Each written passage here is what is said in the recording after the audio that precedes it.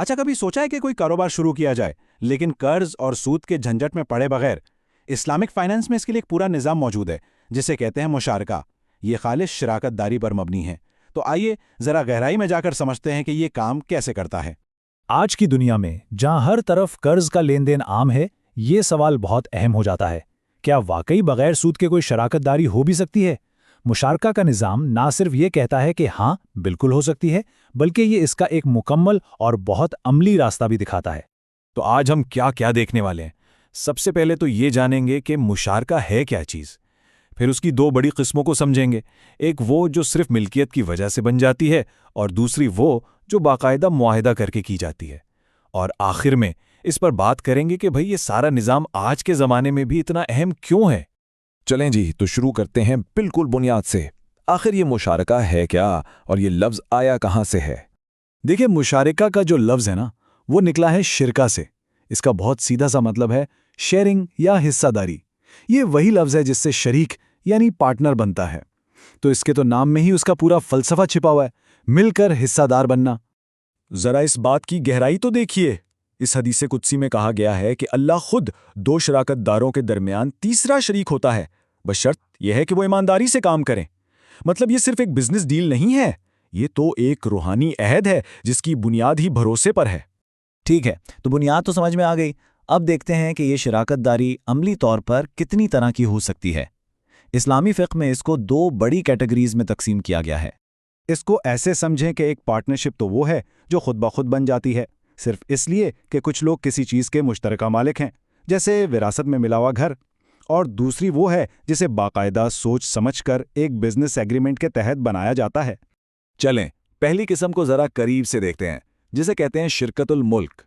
ये वो दिलचस्प सूरत हाल है जहां पार्टनरशिप किसी बिजनेस प्लान की वजह से नहीं, बल्कि सिर्फ और सिर्फ मुश्तरका मिल्कियत से वजूद में आती है।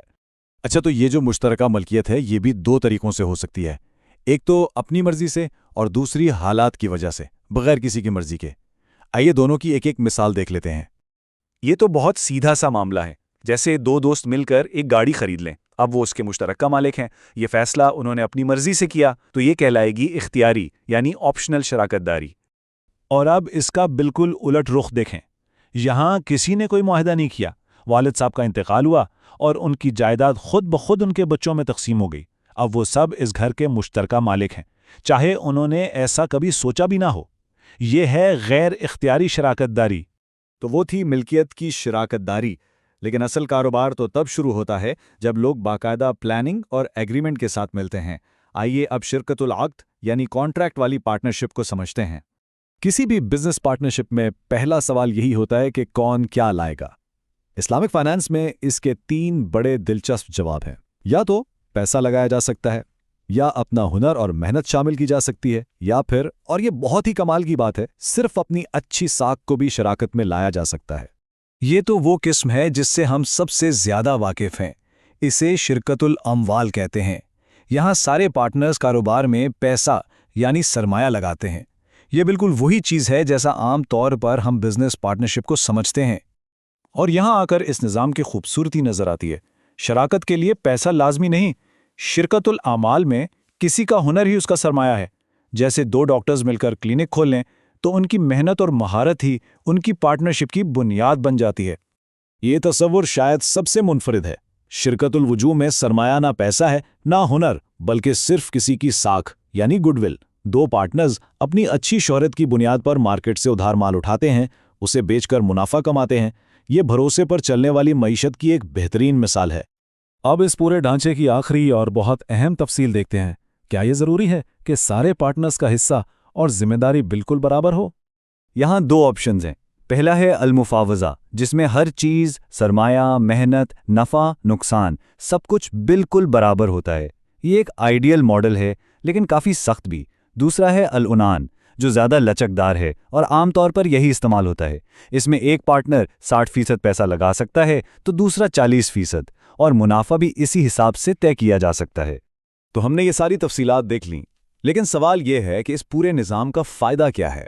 आइए अब ज़रा बड़ी तस्वीर देखते हैं कि ये फ्रेमवर्क आखिर क्यों इतना ताकतवर है। ये सिर्फ किताबी बातें नहीं हैं। ये एक टूल बॉक्स की तरह है जिसमें हर किस्म की पार्टनरशिप के लिए सही औजार मौजूद हैं। چاہے کسی کے پاس صرف پیسہ ہو یا صرف ہنر یا پھر صرف اچھی ساخت، اس نظام میں ہر ایک کے لیے کوئی نہ کوئی راستہ ضرور ہے۔